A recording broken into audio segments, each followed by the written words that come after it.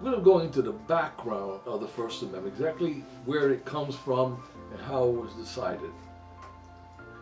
From the foundation of our Constitution of the United States in 1789, the Founding Fathers knew that freedom of expression and religion were the cornerstone of what would be the greatest experimented democracy in human history up to that point. When one begins to study what was called the Federalist Papers, which is the notes of the Founding Fathers as they finished writing the documents, it became literally a library of how and why the decisions were made, explaining the documents that were called the Federalist Papers, and other contemporary writings of our founding patriarchs. You can imagine what the men, because there were only white men in that room at that convention, and what they were grappling with in trying to preserve sacred institutions such as the already established state churches. In every state there were already well-established churches, and some that were already supported by the state, and the ministers were on payrolls. But they wanted to establish a powerful co-equal executive officer to maintain the voice of the common people, who would be subject to changing circumstances, more to attitude. Of course, mind you, at the time that the question of this executive, which we end up calling the president, was created in 1789, there was no such thing on the planet. There were only Caesars and czars and emperors and kings. No such thing as a president, and balance of power between executive and legislative and judicial, and the enshrinement of certain rights, which, there was no those types of constitutions. Whoever was strongest said what the law was. And of course, the Federalist Papers, which were the writings and thoughts of the founding authors of our Constitution, is a great place to start to understand what was meant by the original documents, but cannot be the only source to determine what the law should be. What the law should be is left for generations in the future to adapt and to apply to modern circumstances. That is why we must understand basic principles underlying the First Amendment and the interpretive rules, that is how the courts and how the judges make decisions about what is written, so we can adapt these deals to contemporary issues of today. We must be reminded that at no time prior to the adaptation of the United States Constitution and the first 10 amendments, which we also call the Bill of Rights, there exists such a thing as a duly executive, as the president indicated. Every nation and every nation state at that time had an official religion endorsed by the elites of their society. While some nations and states tolerated other religions, most nations restricted land ownership or positions of trust in government to official religions. Many states of the Union had officially sanctioned religions, and the reverends were on the government payroll as officials of the state.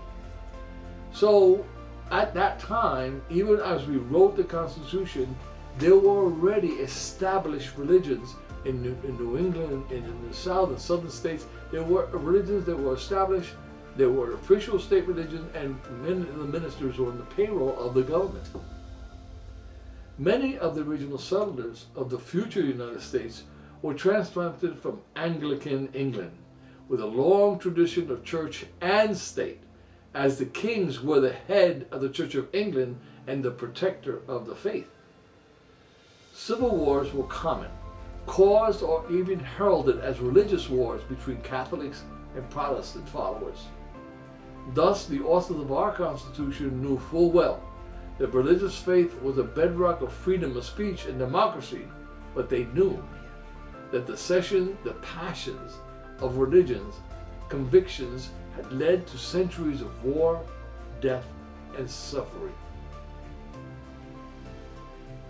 I make these series of lectures because I believe that democracy is not guaranteed, and if the population does not have faith in its solutions and its institutions, then the voluntary submission of the public will be lost.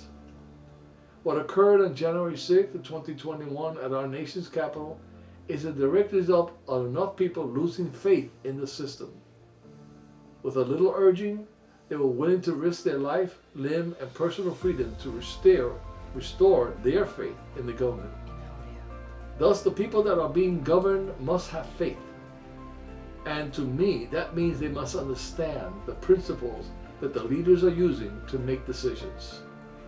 It is the duty of those of us who can to educate those who do not have the benefit of legal training to teach and explain. It is for this reason that lawyers should hold a higher responsibility among the citizenry.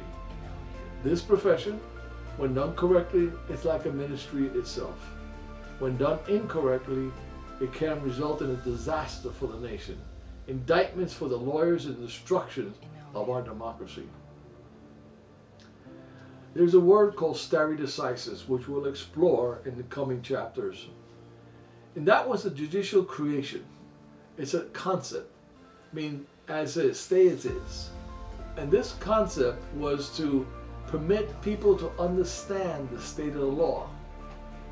That is, statutory law, which laws is made by the legislatures, is understood because it is publicly debated, reported in the news, and seen on television and in debates on the floor of the legislatures. This is law that gets well exposed and has lots of exposure in the media. Judges, however, when they make law in the quiet of their offices, in secret, without any public input, this is the nature of judicial rulemaking. Thus, all justices understand the principle that judicial-made law must move at a glacial pace in order to allow for its acceptance and understanding by the general public. If a judge imposes his own personal opinion on what the law should be and writes an opinion in favor of a litigant over another, it undermines the public trust in the law and order. A judge can totally disagree with the results of a decision, but he must follow the law in order to keep the law clear in the mind. And the people who change the law will be the legislatures that are in public debate as to what the law should be. Now that becomes tricky, and that is that when it's been a debate in our nation from its inception. When can a judge, by interpreting the law, literally change the law? And so that's where stare decisis comes in, and other concepts which we will discuss in the coming lessons. For over 6 years, I served in a panel called the Judicial Nominating Commission of Florida in the 18th Judicial District. Originally, I was appointed by a Democratic governor, Lawton Chiles, and then reappointed by a Republican governor, Jeb Bush. Now, this panel's job is to interview candidates seeking a governor's appointment to a judicial post. Our task as a commission was to reduce the potential candidates to 3 choices for the governor to select from.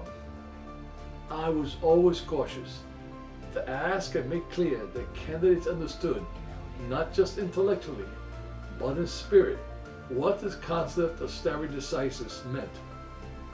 Rash moves in logic or custom, which are not subject to the scrutiny of the bright light of public inspection, will inevitably lead to skepticism or rejection. People will lose faith in the courts, and this is not weighted carefully by the justices facing important decisions. As we reported in Bloomberg News in an article by Noah Feldman, quote, "The Supreme Court is unraveling." And he wrote that the leak last week of Justice Samuel Alito's draft opinion that overturned the 1973 abortion rights decision, Roe v. Wade, is just part of it. And now huge fences have gone up around the court, blocking access for the protesters and everyone else. The justices are also facing protests outside their homes.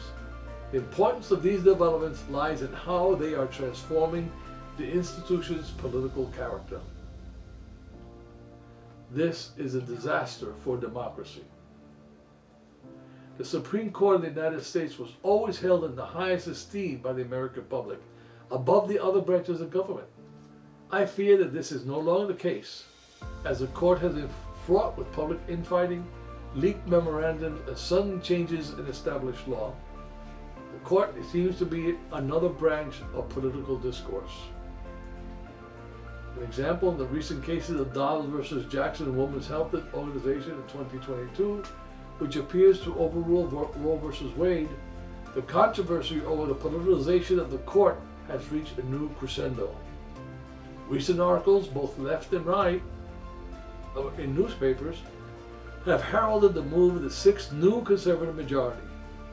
They finally achieved the conservative political objective of overruling Roe and eliminating the right to privacy for women's health decisions, which is the basis for a right to abortion. I want to believe the court is not a political party, but I do believe it is a question of judicial philosophy.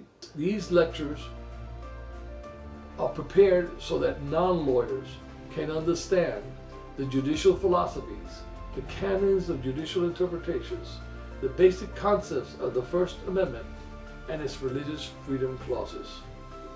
This is not a textbook for all students. Rather, I see it as a primer for those wanting to know how did they get there. With understanding, respect is earned for the law and for the institution. This is my objective. During my many years in politics, as counsel to the New York State Legislative Caucus, counsel to the Bronx Democratic Party, chairman of the Seminole County Democratic Executive Committee, an elected legislator in Florida, and in many, many commissions that I've served on both state, local, appointed by both Republicans and Democrats, I learned a few things. Symbols are powerful and are shortcuts to the communications of a message that must be delivered to an electoral base. Most of the public is not likely to read a long dissertation of political views. Rather, most people will react to party symbols, elephants and donkeys, colors. To religious voters, the use of the Christian cross will declare something that they wish to attach to that symbol. Simultaneously, to secular voters, a religious symbol in your literature will cause an opposite reaction. Symbols are substitutes for messaging, but are not adequate to convey reasoning. Yet most of our public policy is created by those who got elected like messaging rather than explain the reasoning for their public positions. Now, we are in an age where legislators cannot possibly read the actual language of all the bills that are proposed for voting. Legislators vote with their party's whip, who has preliminarily explained the substance of the bill. In fact, many legislators are forced to vote on bills by their party leadership without ever having read the bill at all. Nonetheless, legislation often passes the process without real insight into the unintended consequences of the bill with confusing and conflicting language. When I was elected to the Florida House, I was pointed to my new office already with a pile of about 1,000 projected bills with the staff analysis of each bill that was accompanying it. I was shocked at the volume of work I had to read and analyze with only myself and 2 assistants at my side. The Florida legislature sits for 2 months in session with the important budget issues and principal responsibilities of the legislature to complete. I thought, how could I possibly read all these bills and do the analysis and the staff analysis and do my own research on these bills? I could not. Thus, a legislator is forced to rely on colleagues, trusted advisors, and lobbyists to help them decipher the meaning of many laws. This is often the case in controversial laws that are emotional and driven by a type of shortcuts that symbolism permits. The result of this type of legislation is cause friction among the population, and the whole controversy is thrown into courts for a resolution. That resolution may be accepted by both sides or rejected as a political decision by the loser. The difficulty comes when the courts appear to give reasoning that is not consistent. That is, that there's no basis in previous jurisprudence. The whole system seems morally or intellectually corrupt. This series of lectures is about an attempt to bring focus to the cases of the First Amendment and religious freedom, to explain the line of logic and reasoning that the courts have used to make their decisions. Judges are different in their intellectual abilities and in their judicial philosophy, and as such they can reach different conclusions based on the understanding of the basic facts of the case. There is no correct way to interpret law. There is just a way that each justice does it. Politicians use symbols to convey their messages. Judges use tests and precedents to make decisions, to convey a message or a principle. We hope to help you look into the decisions of the judges when making these tough calls on religious right cases, to give you some insight on how they've reached these decisions. You may agree or not agree with their results, or even in the application of some of the tests, but I hope that you will see how it was done.